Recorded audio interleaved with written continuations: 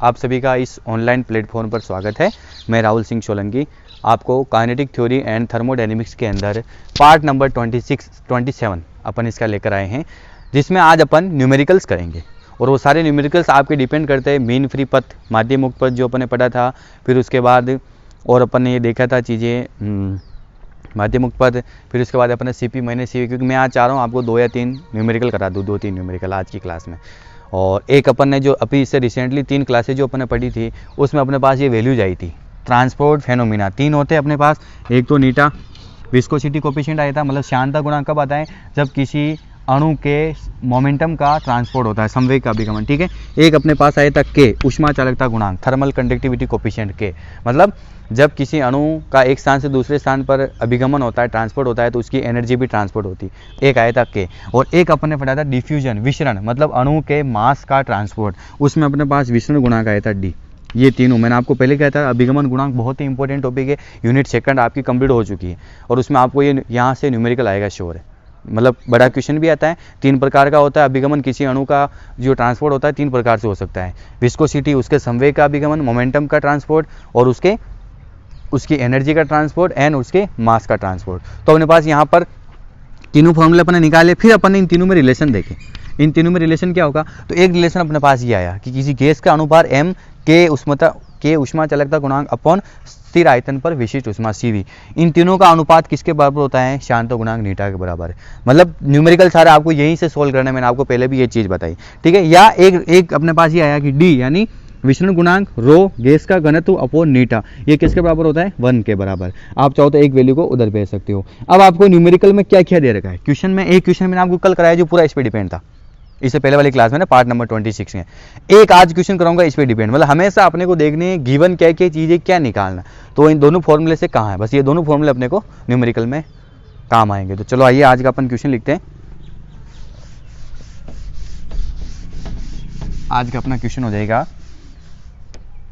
कि oxygen gas का विसरण गुणांक तथा शांता गुणांक क्रमशः, क्वेश्चन है अपना O2 गैस का, ऑक्सीजन गैस का विसरण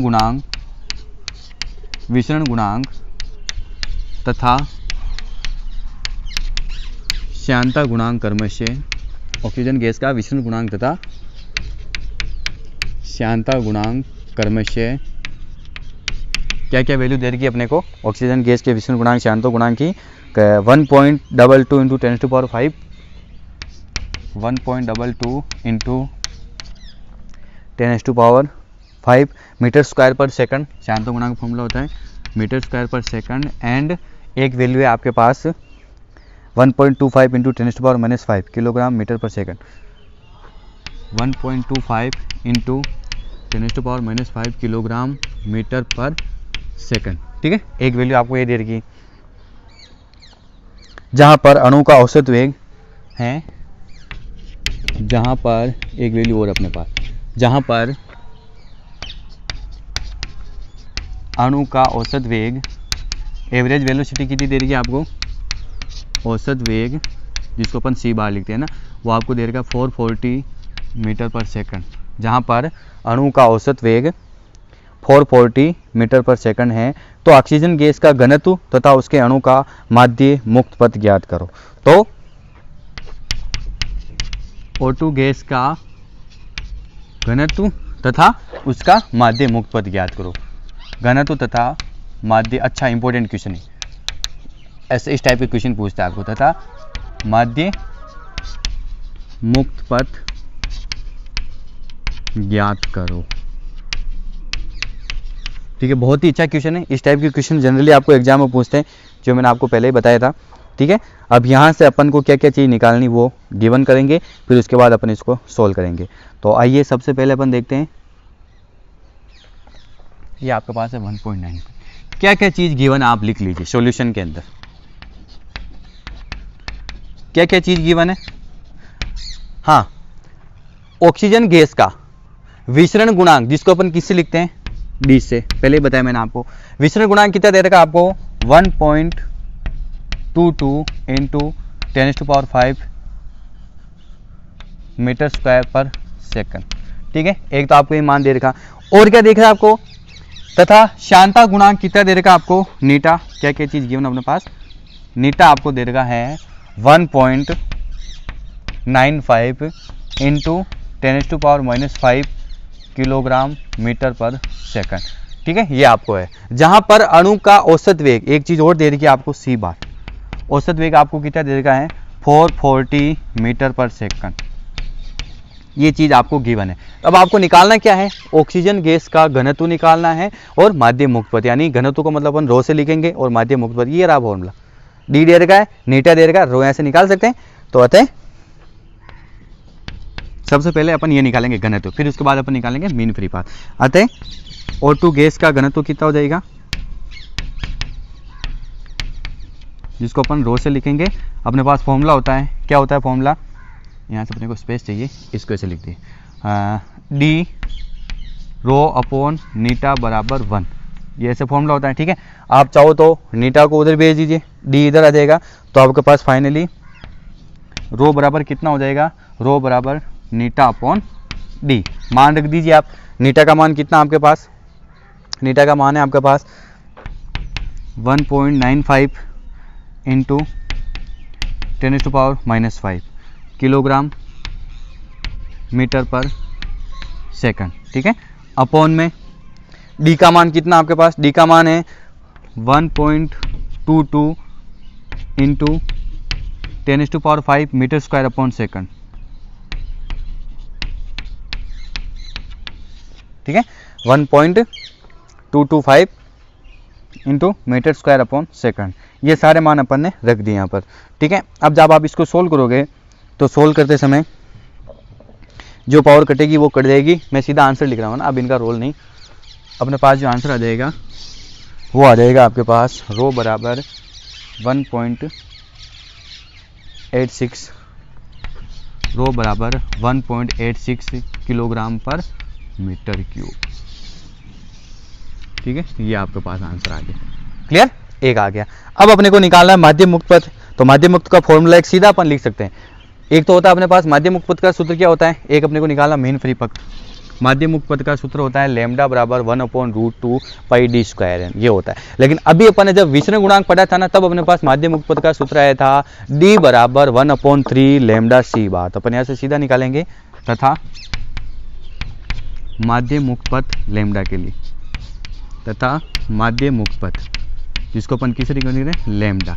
अब इसके लिए अपन सीधा फॉर्मूला लिख सकते हैं, डी बराबर अभी अपने पास आया 1/3 लैम्डा सी बार। यहाँ से अपने को क्या गिवन चाहिए, लैम्डा निकालना है, तो वैल्यूज आप उधर लिख रहे, तो आपके पास क्या आ जाएगा, या इसको इधर लिख दीजिए, लैम्डा बराबर 3D/c बार। ठीक है, लैम्डा बराबर क्या हो जाएगा अपने पास 3D/c बार।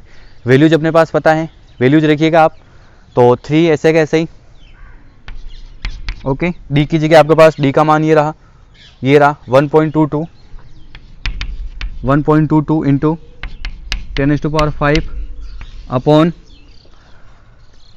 सी का मान कितना आपके पास ये रहा 440 मीटर पर सेकंड। ठीक है, 440 मीटर पर सेकंड, और ये हो जाएगा आपका मीटर स्क्वायर पर सेकंड, मीटर स्क्वायर पर सेकंड। तो मीटर से मीटर्स कट गया, सेकंड से भी आपका सेकंड कट गया, और जब फाइनली आप इसको सोल्व करोगे तो आपके पास हो जाएगा लैम्डा बराबर 8.3 इंटू 10⁻⁻8, लैम्डा बराबर 8.3 इंटू 10⁻⁻8 मीटर में आएगा आंसर, मीटर बच गया।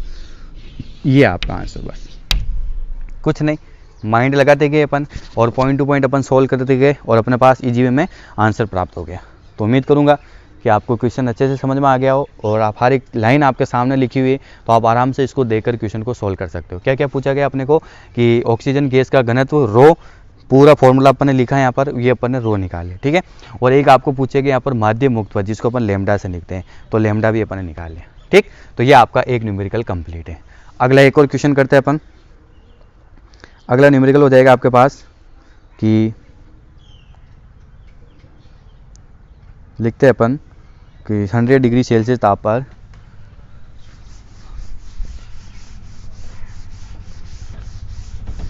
अच्छा क्वेश्चन है ये भी आपका।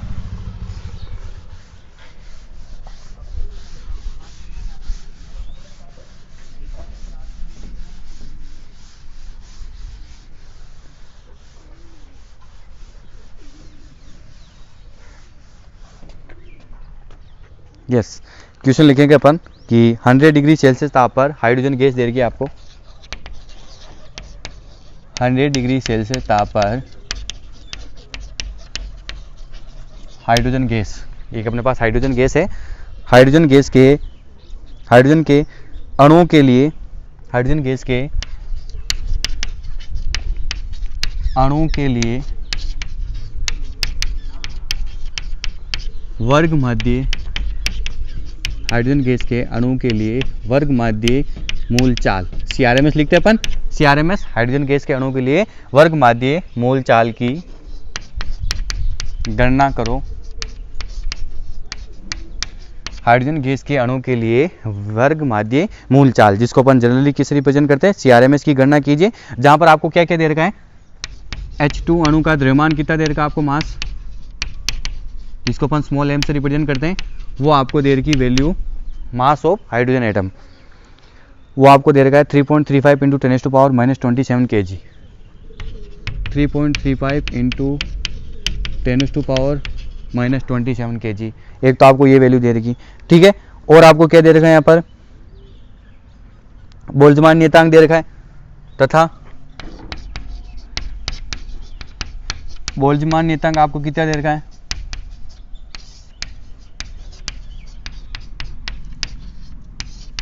के बराबर, बोल्ट्जमान नियतांक हमेशा अपन कैसे लिखते हैं, के बराबर आपको दे रखा है 1.38 इंटू 10⁻⁻23, 1.38 इंटू 10⁻⁻23, 1.38 इंटू 10⁻⁻33 जूल पर केल्विन, जूल पर केल्विन, ठीक है। ये अपने को चीज दे रखी। अब अपने को क्या निकालना है, हाइड्रोजन अणु का वर्ग माध्य मूल चाल। क्वेश्चन पढ़िए एक बार आप ध्यान से कि आपको क्या दे रखा है, फिर उसके बाद अपन सीधा निकालेंगे। यस, आइए, 100 डिग्री सेल्सियस ताप दे रखा आपको, उस पर हाइड्रोजन गैस के अणु के लिए वर्ग माध्य मूल चाल, CRMS अपन लिखते हैं, और की गणना करो, जहां H2 अणु का द्रव्यमान आपको ये दे रखा है और बोल्ट्जमान नियतांक आपको ये दे रखा है। तो चलो आइए, सबसे पहले मैंने आपको हर बार बताया गिवन क्या क्या चीज़ गिवन, वो लिखिए आप। गिवन T टेम्परेचर आपको कितना दे रखा है, 100 डिग्री सेल्सियस, उसको मैंने आपको बार बार बताया हमेशा केल्विन में बदलना आपको, तो कितना हो जाएगा 373 केल्विन, ठीक है। फिर उसके बाद अणु का मास कितना दे रखा है, स्मॉल m बराबर आपको दे रखा है 3.35 इंटू 10⁻⁻27 kg, ठीक है। एक तो m हो गया, फिर आपको एक k दे रखा, बोल्ट्जमान नियतांक k दे रखा आपको 1.38 इंटू 10⁻⁻23 जूल पर केल्विन, ओके। अब आपको निकालना हाइड्रोजन गैस के अणु का, हाइड्रोजन गैस के अणु का वर्ग माध्य मूल चाल। चलो आइए अपन निकालते हैं वर्ग माध्य मूल चाल, जिसको अपन लिखते हैं CRMS, यही होगा, मैंने आपको पहले ही बताया। चाल C वर्ग root mean square, hydrogen gas के अणु का वर्ग माध्य मूल चाल, इसका फॉर्मूला होता है, मैंने आपको पहले भी बता सकता है, जब आपको R दे रखा हो तो अपने को ऐसे लिखना है 3RT/m⁻⁴ लेकिन m आपका अनुभार हो जाएगा, R इसका, ठीक है, गैस कांस्टेंट होता है। लेकिन जब आपको K दे रखा हो तो आपका फॉर्मूला ऐसे लिखा जाता है, ये अपन बार बार यूज लेते आ रहे हैं, 3kT/m⁻², ठीक है, ऐसे अपन फॉर्मूला लिखेंगे इसका, 3kT/m⁻², ओके। मान रखिए आप, तो CRMS आ जाएगा हाइड्रोजन एटम का 3 इंटू K का मान कितना दे रखा आपको, K का मान दे रखा है 1.38 इंटू 10⁻⁻23, ठीक है, इंटू T का मान आपके पास 373 अपॉन, नीचे देखिएगा आप, नीचे आपके पास आएगा m आपको दे रखा कितना 3.35 इंटू 10⁻⁻27, इसकी पावर कितनी चल रही है 1/2, ठीक है। जब आप इसको सोल्व करोगे तो CRMS हाइड्रोजन के लिए आपके पास हो जाएगा, डायरेक्ट लिख रहा हूँ मैं ना, सोल्व कर लेना, आपके पास हो जाएगा 2147 मीटर पर सेकंड आंसर। बस ऐसे सीधा वैल्यू दे रखी हो, वैल्यू पुट कीजिए और अपन सीधा आंसर ऐसे प्राप्त कर सकते हैं, ठीक है। क्या पूछा गया, क्या निकाला, बिल्कुल इजी वे में था, कोई भी ज़्यादा लंबा चौड़ा करने की अपने को जरूरत नहीं थी, क्वेश्चन आपका बिल्कुल इजी रूप में था। ये अपने को पूछा गया कि 100 डिग्री सेल्सियस ताप पर हाइड्रोजन गैस के अणु का CRMS रूट मीन स्क्वायर, उसको निकालना है, जहाँ पर आपको अणु का द्रव्यमान दे रखा है इतना और बोल्ट्जमान नियतांक आपको ये दे रखा है। तो अपन ने सारी वैल्यू रखी और अणु के वर्ग माध्य मूल चाल का फॉर्मूला होता है CRMS बराबर 3 kT/m, इसकी पावर 1/2 वैल्यू पुट की और इस प्रकार अपन निकाल सकते हैं। ठीक है, अगला क्वेश्चन, और अच्छे क्वेश्चन मैं आज छांट के लाया हूँ और वही मैं आपको करा रहा हूँ इंपॉर्टेंट, क्योंकि एग्जाम में आने लायक ये क्वेश्चन होते हैं। नेक्स्ट क्वेश्चन लिखेंगे अपन,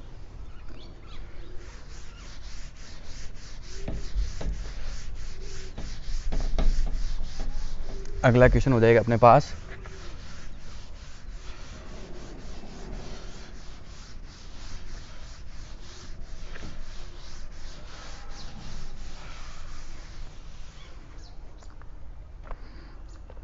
यदि किसी गैस के अणु की, क्वेश्चन नंबर 3, यदि किसी गैस के अणु की स्वातंत्र्य कोटि स्मॉल f है,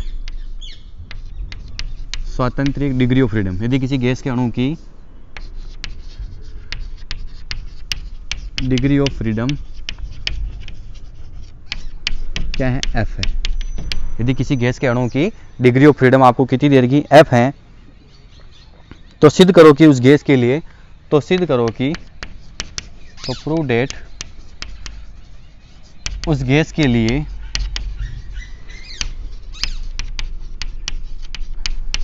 then prove that this is gas, उस गैस के लिए गामा बराबर Cp/Cv बराबर, गामा बराबर Cp/Cv बराबर 1+2/f, 1+2/f, ये अपने को प्रूव करना है। ठीक है, चलो आइए अपन सॉल्यूशन देखते हैं। इसका फॉर्मूला देखिए किस प्रकार की आपको चीज दे देगी और अपने को कैसे निकालना है। ठीक है, तो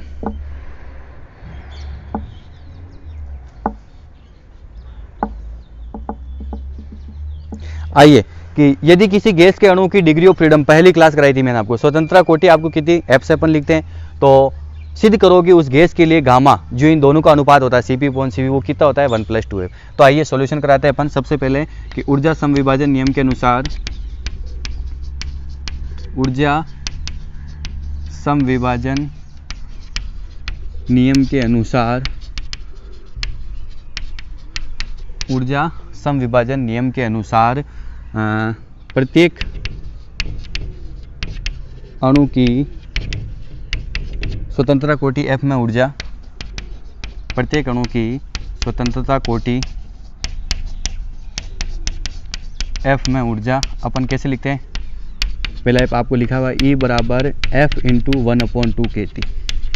ऊर्जा संविभाजन नियम के अनुसार प्रत्येक अणु को कितनी ऊर्जा मिलती है, 1/2 kT, मैंने आपको पहली क्लास में बताया हुआ है। ठीक है, लेकिन अगर प्रत्येक के अणु की स्वतंत्रता कोटि f है तो अपन इसको किससे मल्टीप्लाई कर लेंगे, F × 1/2 kT, ऐसा हो जाएगा अपने पास। ठीक है, अब अपने को पता वापस, चूंकि 1 मोल अणु की ऊर्जा, चूंकि 1 मोल अणु की ऊर्जा जिसको अपन E से लिखते हैं, वो होती है आपके पास F × 1/2 kT × n, मतलब उसके अवगाद्रो नंबर से अपन उसको क्या करते हैं, मल्टीप्लाई कर लेते हैं, F × 1/2 kT × n। ठीक है, फिर बाद में अपन मैं इसको कैसे लिख दूंगा, R बराबर K बराबर R/n, तो R बराबर किसके हो जाएगा, K बराबर F/2 RT। ठीक है, या E बराबर आपके पास हो जाएगा यहाँ से 1/2 FRT। कैसा आया, यहाँ पर एक फॉर्मूला लिख रहा हूँ मैं, बार बार अपन करते आ रहे हैं, जो K होता है वो किसके बराबर होता है, आपके R/n। हर बार अपन ये फॉर्मूला करते आ रहे हैं कि K = R/n। आप अगर यहाँ से R निकालो तो R किसके बराबर हो जाएगा, R आपका हो जाएगा Kn। R किसके बराबर होगा, Kn के बराबर। तो मैं इस K और इस n की जगह मैंने क्या लिख दिया, F लिख दिया। तो E बराबर क्या हो गया आपके पास, 1/2 FRT, ये वैल्यू आ जाती है। फिर उसके बाद आप आगे देखिए कि नियत आयतन पर मोलर विशिष्ट ऊष्मा अपन ऐसे लिखते हैं, नियत आयतन पर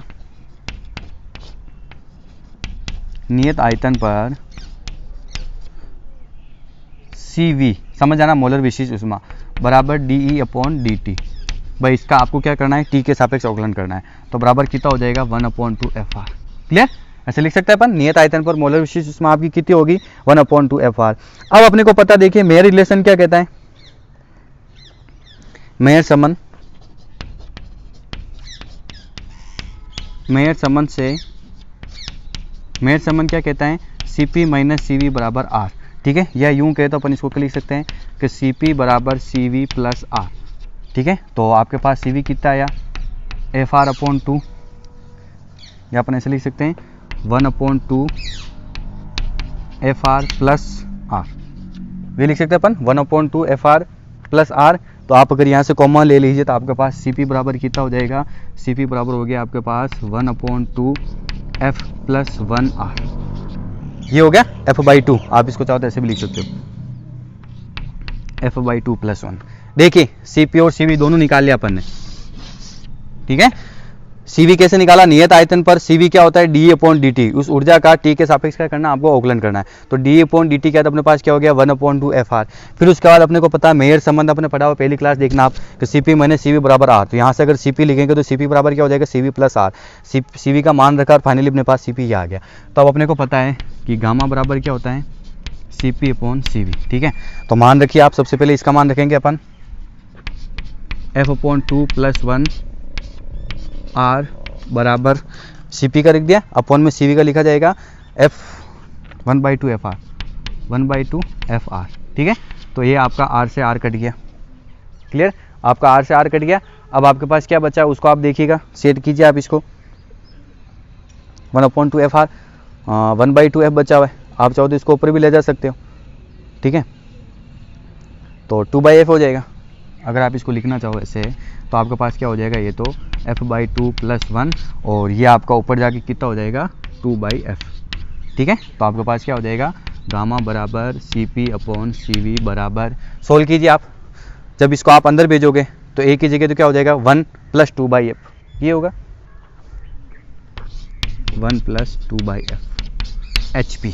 प्रूफ हो गया आपका क्वेश्चन, ठीक है। ऐसा बस कुछ नहीं किया, देखो अच्छा क्वेश्चन था ये, दिमाग से अपन दिमाग का खेल खेलते गए और पॉइंट टू पॉइंट अपन सॉल्व करते गए और आगे अपने पास वैल्यू प्राप्त हो गई, ठीक है। क्या किया अपन ने, आपका क्वेश्चन क्या था, यदि किसी गैस के अणु की डिग्री ऑफ फ्रीडम आपको स्वतंत्रता कोटि F दे रखी हो, ठीक है, तो आपको सिद्ध करना है कि उस गैस के लिए गामा स्थिर दाब पर विशिष्ट ऊष्मा और स्थिर आयतन पर मोलर विशिष्ट ऊष्मा, इन दोनों का अनुपात होता है। गामा बराबर ये होता है और ये मान किसके बराबर होगा 1 प्लस 2F के बराबर, 1 प्लस 2/F के बराबर। तो अपने को पता है ऊर्जा संविभाजन नियम के अनुसार प्रत्येक अणु की ऊर्जा स्वतंत्रता कोटि में अपन क्या लिख सकते हैं, E बराबर F × 1/2 kT, ठीक है। फिर अपन इसको ऐसे भी लिख सकते हैं कि एक मोल अणु की ऊर्जा E बराबर F × 1/2 kT × n, आवगाद्रो नंबर से अपन इसको मल्टीप्लाई कर लिया। अब अपने को पता है K बराबर क्या होता है Rn, तो यहाँ से R किसके बराबर हो गया Kn, तो मतलब इस Kn की जगह मैंने R लिख दिया, तो अपने पास क्या हो गया E बराबर 1/2 Frt, ठीक है। अब मेरे को निकालनी है नियत आयतन पर Cv, मोलर विशिष्ट ऊष्मा। तो Cv बराबर क्या हो जाएगा dE/dt, इसका अपन T के सापेक्ष अवकलन करेंगे तो 1/2 Fr हो जाएगा, Cv हो गया। अब अपने को निकालना Cp, तो मेयर संबंध होता है, मेयर संबंध से अपन क्या लिख सकते हैं कि Cp माइनस Cv बराबर R, ये लिखा, यहाँ से Cp निकाला तो Cp बराबर Cv प्लस R, मान फूट गया, फाइनली Cp बराबर क्या हो गया F/2 प्लस 1R। अब अपने को पता है गामा बराबर वही Cp/Cv होता है, ये लिखा अपन ने, ये दोनों का मान लिखा, R से R कट गया, इस मान को मैं ऊपर ले गया 2/F हो गया, ठीक है। इसको अपन अंदर मल्टीप्लाई करेंगे, दोनों कट जाएंगे तो यहाँ तो हो गया 1 प्लस 1 से मल्टीप्लाई होगा 2/F, बस यही लाना था HP, ठीक है। ऐसे इस प्रकार अपने को क्वेश्चन सोल्व करना, बस है इजी क्वेश्चन, बस अपना यहाँ पर क्या लगाना है, आपको माइंड लगाकर आपको इस क्वेश्चन को सोल्व करना है, ओके। अगला क्वेश्चन देखिए आप, अच्छा क्वेश्चन ये भी दिखाता हूँ मैं आपको। उस ताप की एक और क्वेश्चन करते हैं अपन,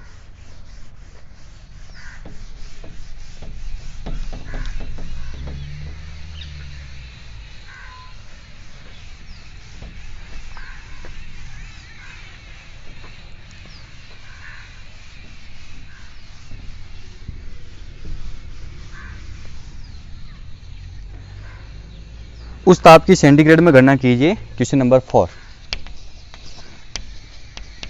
उस ताप की सेंटीग्रेड में निकाला ना डिग्री सेल्सियस, उस ताप की सेंटीग्रेड में गणना कीजिए मतलब जो अपने पास टेम्परेचर आएगा उसको आपको डिग्री सेल्सियस में बताना है।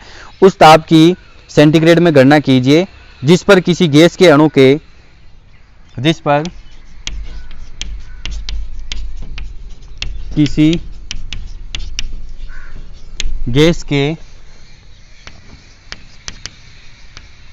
अणु के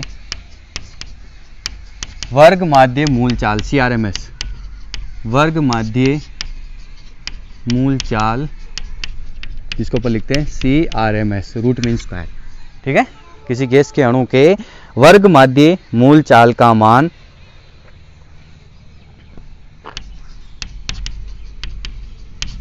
10 डिग्री सेल्सियस पर, कितने पर, 10 डिग्री सेल्सियस, 10 डिग्री सेल्सियस पर वेग के मान का दुगुना होगा। नॉर्मल जो वेग होता है उसके मान का क्या होगा, दुगुना होगा।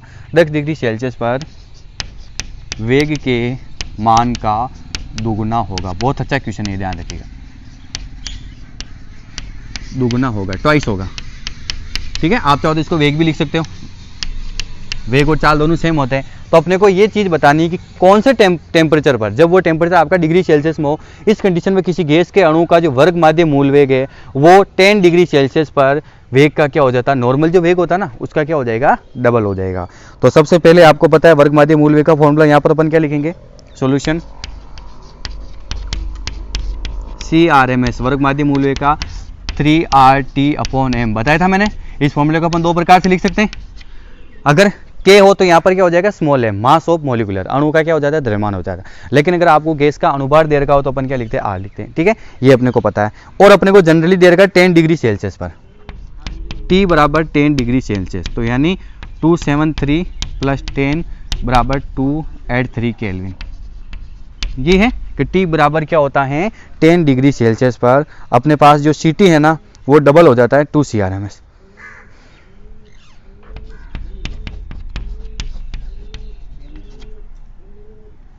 ये लिखेंगे कि वर्ग माध्य मूल वेग का मान 10 डिग्री सेल्सियस पर वेग के मान का दुगुना होगा। तो वेग के मान का दुगुना हो जाएगा 10 डिग्री सेल्सियस पर। तो अपने देख लिया T बराबर 10 डिग्री सेल्सियस, तो ये 2 और 3, तो इस पर आपका CT कितना हो जाएगा, ट्वाइस 2 CRMS। ठीक है, अब अपने को पता है, यहाँ से अगर आप लिखना चाहो तो अपन लिख सकते हैं ऐसे, या पहले अपन इसको इक्वेशन नंबर फर्स्ट बना लेते हैं, या इसको ऐसे मत बनाइए, आप इसको CT/CRMS के रूप में लिखिए। CT ये नॉर्मल वेग है, ठीक है, अपॉन CRMS बराबर 2, equation number first, equation number क्या होगी, फर्स्ट होगी। ठीक है, इक्वेशन नंबर आपकी फर्स्ट, जहां आप लिख सकते हो यहाँ पर, जहां C बार क्या है आपका, अणु का वेग, ठीक है, अणु का वेग है ये, और CRMS क्या आपको पता है, रूट मीन स्क्वायर। ये चीज़ आपको पता रखनी है। ठीक है, अब मैं नॉर्मल इसका मान निकाल लेता हूँ। CRMS बराबर 3 × R × 283/m, 3 × R × 283/m की पावर 1/2, ये होगा 3R 283/m की पावर कितना हो जाएगा, 1/2। तो आप चाहो तो इसका आप मान रख लीजिए समीकरण 1 से, दोनों का सेम फॉर्मूला होगा। इसका भी वही है, अणु का वेग है, वेग का फॉर्मूला क्या होता है, CRMS अपॉन 3RT/m होता है। इसका भी क्या होगा, 3RT/m, कि अणु के वेग का क्या हो जाए, डबल हो जाए। तो समीकरण 1 से CT की जगह आप लिखोगे 3RT/m की पावर 1/2 अपॉन CRMS की जगह आप लिखोगे 3R 283/m की पावर 1/2 बराबर कितना चल रहा है आपके पास, 2 चल रहा है। ठीक है, आप चाहो तो इसको उलट दीजिए, तो 3RT/m × m अपॉन 3 × R × 283 की पावर कितनी होगी, 1/2 बराबर कितना चल रहा है, 2 चल रहा है। तो 3R से 3R कट गया, m से m कट गया, तो आपके पास कितना हो गया यहाँ पर, T/283 की पावर 1/2 बराबर 2। ठीक है, या T/283 बराबर 4। क्लियर, इसको अपन उधर भेज दिया, तो T/283 बराबर कितना हो गया, 4 हो गया। और आप इसको मल्टीप्लाई कीजिए 1132 केल्विन। देखिए ध्यान से, क्वेश्चन थोड़ा आपका लेंथी क्वेश्चन है, आप इसको समझने की कोशिश कीजिए। आपको कितना देर का है, 1132 केल्विन आएगी 1132। आपको क्या दे रखा है क्वेश्चन के अंदर कि उस ताप की जो आपको टेम्परेचर दे रखा उसकी सेंटीग्रेड में गणना कीजिए, उस ताप की सेंटीग्रेड में गणना कीजिए जिस पर किसी गैस के अणु का, कोई भी गैस है उसके अणु का रूट मीन स्क्वायर का मान होता है वर्ग माध्य मूल वेग। रूट मीन स्क्वायर का मान 10 डिग्री सेल्सियस पर कितने, जब टेम्परेचर आपको 10 डिग्री सेल्सियस दे रखा है उस पर वेग के मान का क्या हो जाए, ट्वाइस हो जाए, दुगुना हो जाए। तो कौन सा टेम्परेचर होगा जहां पर उसके वेग का मान का ट्वाइस हो जाए। तो अपने को पता है कि CRMS का फॉर्मूला ये होता है। अब अपने को दे रखा है 10 डिग्री सेल्सियस, तो 10 डिग्री सेल्सियस को अपन 273 प्लस 10 करके 283 में ला सकते हैं। ठीक है, फिर उसके बाद अपने को पता CT दुगुना हो रहा है CRMS की से CT से, उस अणु का वेग निकालना अपने को। तो CT अपॉन CRMS बराबर कितना हो गया, 2 हो गया। ठीक है, फिर अपन आगे देखा CRMS अपन ऐसे लिख सकते हैं क्योंकि 283 दे रखा आपको, तो ये वैल्यू मैंने यहाँ पुट कर दी है। 3 समीकरण 1 से 3 RT अपॉन M CT का मान है और ये नीचे मान बराबर 2 चल रहा है। इस मान दोनों सेम, दोनों को ऊपर ले गया, सारा मान कट गया। T अपॉन 283 की पावर आपके पास कितनी होगी, 1/2 बराबर 2। अपने यहाँ से स्क्वायर कर दिया, इस मान का अपन ने क्या कर दिया, स्क्वायर कर दिया। तो T अपॉन 283 बराबर कितना हो गया, 4। और मल्टीप्लाई कीजिए आप, यहाँ पर मैं लिख रहा हूँ लास्ट वाला है ना, T बराबर 283 इंटू 4, तो ये हो जाएगा आपके पास 1132 केल्विन, क्योंकि अपन केल्विन थे केल्विन में, लेकिन आपको आंसर कितना लिखा डिग्री सेल्सियस में। तो T बराबर 1132 माइनस 273, 1132 में से 273 गया तो कितना होता है पता है आपको, 12 में से 3 गए तो 9, 11 में से 7 गए तो 11 में से 7 गए तो कितने पता है, मतलब 1132, 12 में से 7 गए तो 5, ठीक है, और 10 में से 2 गए तो 8, तो 859 डिग्री सेल्सियस ये आपका आंसर हो जाएगा। मतलब 859 डिग्री सेल्सियस पर कि जो वेग के मान का दुगुना हो जाएगा, कौन, CRMS दुगुना हो जाएगा। तो इस प्रकार देखो मैंने आज आपको अलग अलग 4 टाइप्स के क्वेश्चन कराए हैं। तो उम्मीद करूंगा कि आपको क्वेश्चन अच्छे से समझ में आया हो। कोई भी दिक्कत हो तो आप मेरे को पूछ सकते हो। कल अपन स्टार्ट करेंगे unit number 3rd unit B.Ed में अंदर, और BSc के भी सेम सिलेबस चलता जा रहा है। BSc के भी मैक्सिमम सिलेबस क्या हो रहा है, कवर हो चुका है। और मैं आपको और बता दूंगा बाद में कि कहाँ पर कौन कौन चीज़ आपके फर्स्ट पार्ट में, BSc के लिए कौन कौन सी आपके सेकंड, क्योंकि BSc के अंदर 3 यूनिट चलती, फर्स्ट सेकंड थर्ड, जबकि B.Ed के अंदर कितनी चलती, 5 यूनिट चलती। तो आपकी 2 यूनिट आज पूरी B.Ed के अंदर कंप्लीट हो चुकी है। कल अपन एक नई यूनिट स्टार्ट करेंगे, 3rd वाली यूनिट। तो आप सारी चीज़ें अच्छे से नोट्स बना लीजिएगा। कोई भी दिक्कत आए तो आप मेरे को कमेंट्स में पूछ सकते हो। तो अपना कीमती समय देने के लिए आपको बहुत बहुत धन्यवाद।